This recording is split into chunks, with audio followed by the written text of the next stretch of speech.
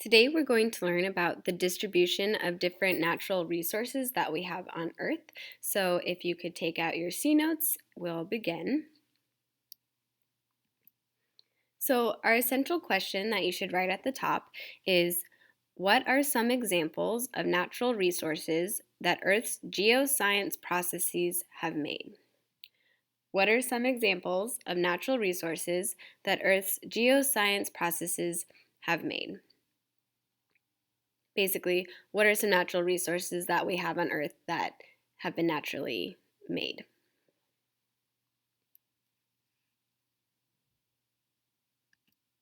So, first we need to define what a natural resource is. A natural resource is a raw material that we get from Earth. They occur naturally, so we can't make them, and humans use them and modify them so that we can benefit from them.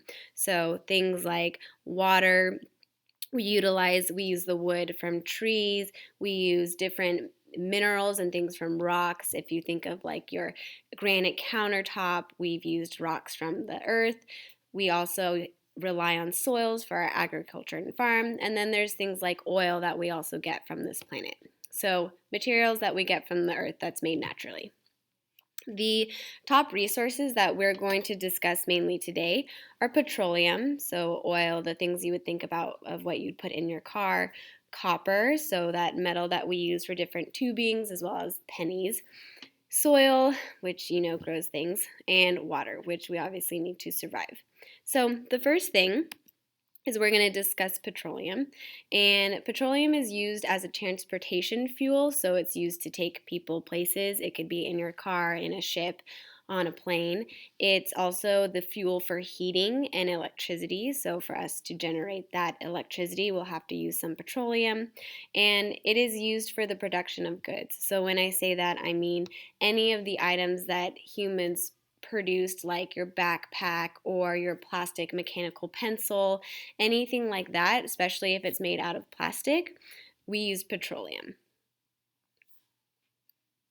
So, how is petroleum formed? Well, this happens when marine organisms are buried underground for thousands, millions of years, and after that whole pressure and time, they become a fuel. So plants and animals get buried under this sedimentary rock. It's buried under a rock that's kind of like sandy and coarse.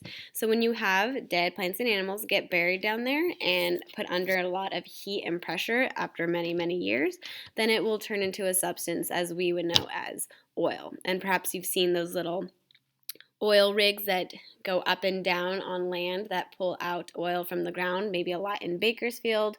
Perhaps you've looked out into our ocean and you've seen our oil rigs outside in the middle of the ocean there. So in this next graph, it's going to show you how the producers, the different countries that are able to take oil from the ground and kind of give it to others or use it themselves, has changed since 1984. So if you look, it has Russia right now is the leading. In 1984, Russia was the leading producer of oil, followed by the United States and Saudi Arabia. So when I play this, you'll see how over the years these numbers have fluctuated and maybe the countries have changed for who produces the most oil.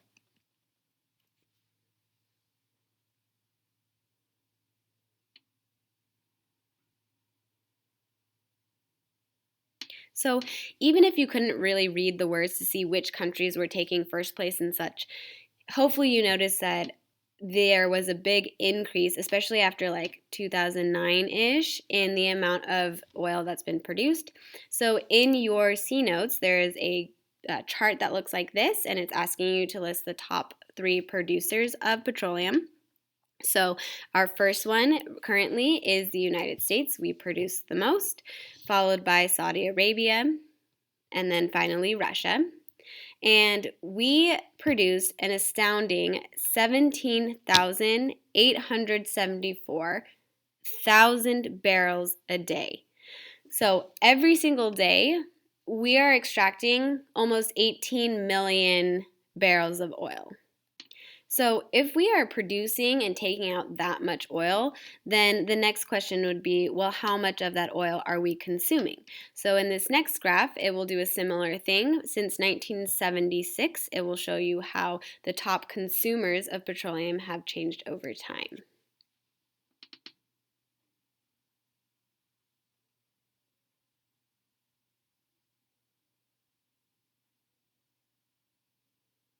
So the United States pretty much stayed in first place throughout the years.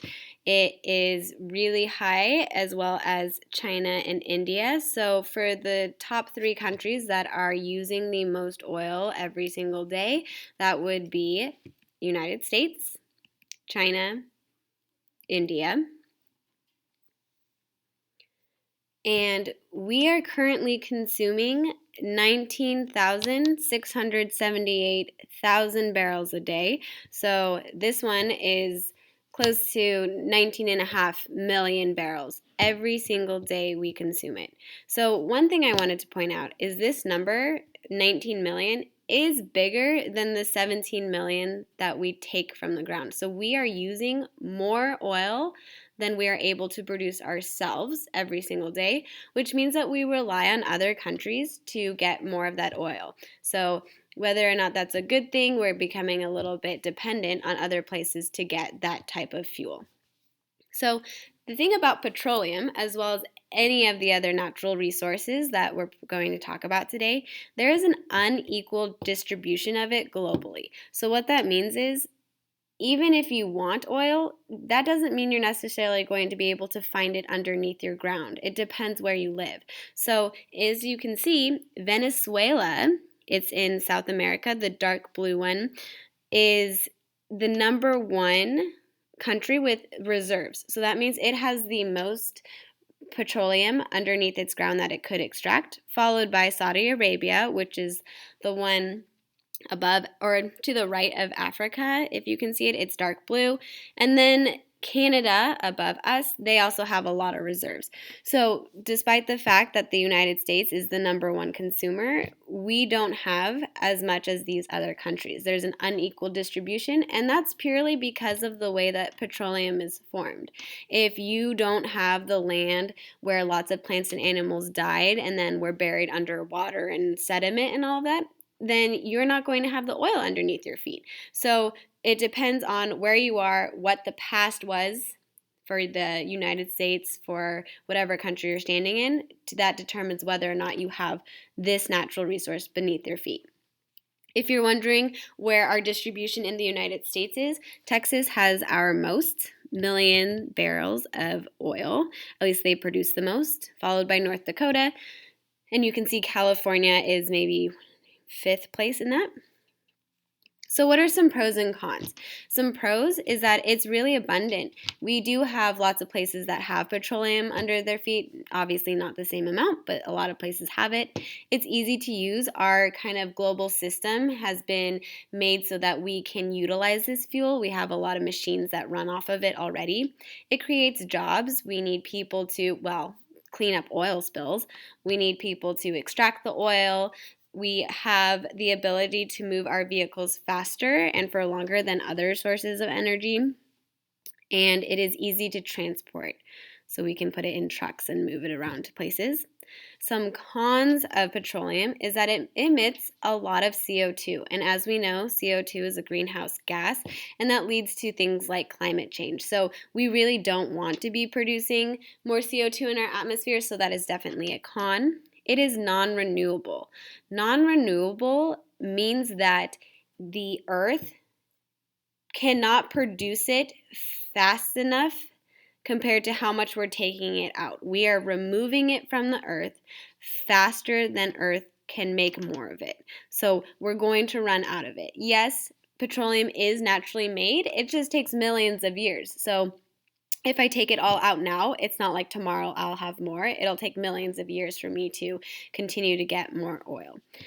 Drilling can cause spills. We definitely have experienced that here. It can therefore destroy the environment, and it is an expensive fuel. So other than petroleum, and We and other countries use coal.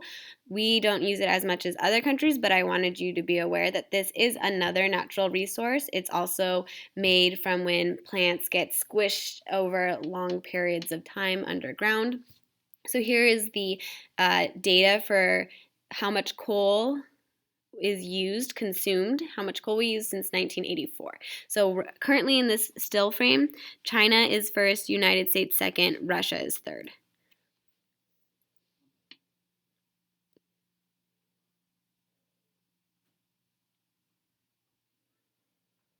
So you can see that China really shot up in the amount of coal consumed. And people often think, well, oh gosh, China is the villains and everything, which number one, they shouldn't be using so much coal, arguably, especially because it releases a lot more CO2 than oil. But you also have to think about how big their population is. They have, a billion more people than us or whatnot. So it would make sense that they would use more of any fuel than us.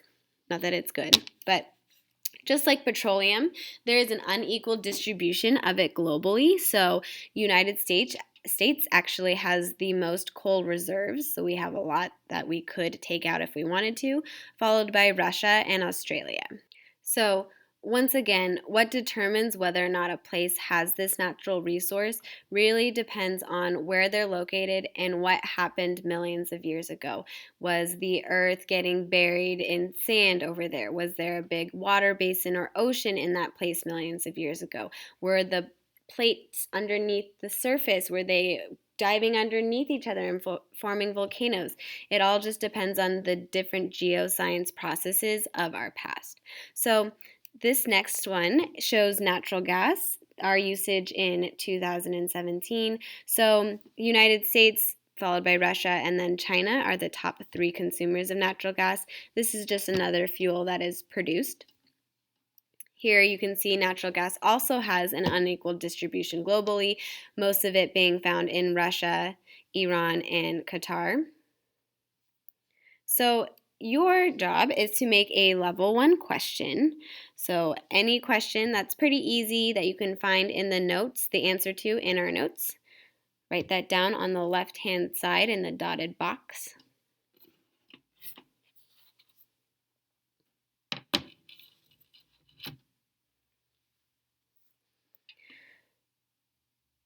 So maybe some questions you might have come up with would be list some pros and cons of petroleum.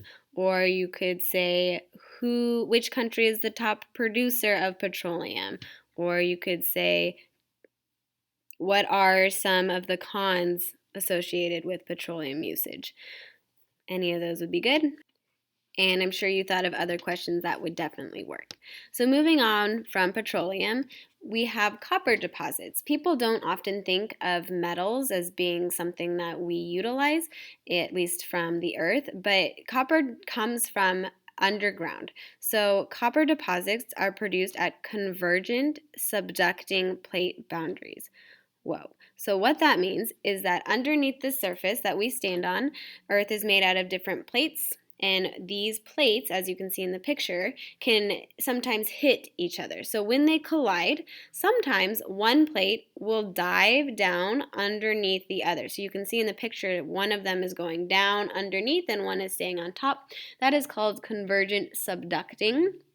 And when that happens, a volcano is formed. And copper is found in the type of rocks that are produced after volcanic eruptions or volcanic activity. So copper would be found in places that have a lot of these convergent subducting zones. And you can see in the picture on the right, when we try to extract copper from the earth, we do cause a lot of damage because in mines like this, we are destroying a lot of the land and the things above it. So pros and cons of it, we need it for many different things. As you can see on this slide, we use it for electronics like our wiring inside of our phones or in our chargers, or things like even in our building construction, so the piping within our houses, especially in potentially your water works. So, like when you flush the toilet, you could be like, thank you, copper pipes. We have them in cars. Like I said, they're found in igneous rocks. Igneous rocks are the ones found in association usually with volcanoes. And they're mostly found, these deposits of copper are in the Andean region of South America. So you can see the purple is where you find a lot, and it's on the edge of the United States, as you can see, but also South America. It's in a couple of other locations as well. And pros is that you can recycle copper, which is great, so we can reuse it. Copper can be found in different places around the world, so that's nice to share it. And the cons is that open pit mine I showed you a picture of earlier really can destroy the environment, and it can lead to soil and water contamination. So moving on from our metals, we're going to go explore the soil. So as you know, soil is important for growing food because livestock like cows, pigs, different animals, sheep, since those livestock eat the veggies that are grown from the soil, they also are dependent on this resource. It can be it can contribute to the different ingredients of medicine. So a lot of medicine is made from plants. So we need soil to grow those plants and then get the medicine from those. And then obviously it helps us maintain green spaces. So if you've ever gone to a green belt or a park that has grass, you could be like, thank you, natural resource soil, because otherwise I wouldn't have this here. So in terms of soil formation, how it's made, soil is formed because of something called weathering. It takes thousands of years, but what weathering is when water or air or even chemicals fall onto rocks and break them down into little pieces. When those rocks break down, then they can mix with other materials on the surface and kind of form this organic matter that will eventually become soil. So it takes thousands of years. It's because of something called weathering, where you break down the rocks. So it seems like soil is abundant and everywhere, constantly being made, but actually, there are some things that can put soil in danger. So there's something called desertification, and that is when soil becomes infertile and can no longer be farmed. So infertile means it doesn't have like the nutrients in it that helps plants grow. Desertification is like desert. So the land becomes more like a desert. And some of the causes of this is drought, which we're familiar with, deforestation, where we remove the trees from the land, and poor farming practices. If we just farm the same way on the same land, it'll take out all of the nutrients and the soil will become infertile. So here are some of the things that we have to consider when we think about soil. It is non-renewable. So when I said that before, I said that non-renewable means that we're taking more than Earth can provide. In this case, it's a similar idea. We're taking or destroying more than we're getting new healthy soil from Earth. In fact, 33% of the world's soil is degraded. And as our population is increasing, the amount of soil destruction also increases. And we'll need the soil to provide the food to feed more people. So it's kind of a problem that is spiraling out of control. So in this picture, you can see the different places throughout the world where we have degraded soil. The darker colors means more degradation, and the lighter colors is stable soil. So the last natural resource that we're going to talk about is water. And although water is technically a renewable resource, think about like the water cycle, fresh drinking water is being used faster than it can be replenished. So in this quote, it says, although there is the same amount of water on the earth today as there was when the earth was formed, only 3% of this water is usable, and this figure is decreasing as time passes as more and more water becomes contaminated or polluted. So yes, we are drinking the dinosaurs' pee, or whatever you want to think of it as. The water is cycling throughout our world every single year. The problem is the fresh water that we depend on is being polluted, contaminated, or is not accessible. A lot of our fresh water is stored in glaciers, and as you know, our glaciers are melting and entering the ocean, and then now they're salty. Some of the water is stored in underground water aquifers, so this is an underground layer of water. So even though we have so much water on this planet, only 3% of that is usable, and even a smaller percentage, like less than 1%, is accessible and usable. So fresh water that we can get to. Because if it's stored in a glacier, then we can't really access that as well. Or if it's deep underground and we can't get to it, then we also can't use that yet.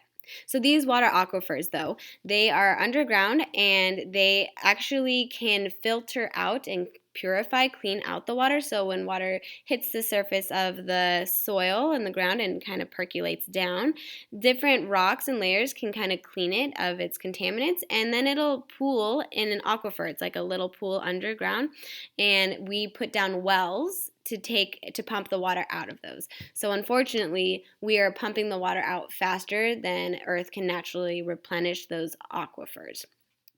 So this is just a reminder of how we've gone through times of drought and how water is limited and how our natural resources does depend on kind of how our climate is at this moment. So the recap for all of this is that resources are limited and usually non-renewable. So we use them faster than Earth can make them. The reason we even have these natural resources in certain places is because of something called geoscience processes. So geo, think of like the earth or rocks, and science, obviously the class you're in. So these different processes, like the plates underneath our feet moving and hitting into each other, maybe weathering or erosion where the rocks are breaking down, whether or not plants and animals get buried under sediment like sand or if they're buried in an ocean, can all determine where our natural resources are and how much we get of them. So these past processes lead to uneven distributions of resources. Just because you want to have fresh water underneath you or copper in your backyard or oil underneath your feet doesn't mean you'll have it, purely because the location of these natural goods depend on the Earth's past. So like we said, petroleum is made when marine organisms are buried deep down. Metal ores like copper, those are found near volcanoes at subduction zones where one plate dives underneath another. And soil is found where there's a lot of weathering and deposition, so breaking down of the rock and then laying deposition, depositing that soil or rock particles down into land or underwater. So after you've completed your notes, you should write your C-note summary using your C-note summary sentence frames. Thanks for listening.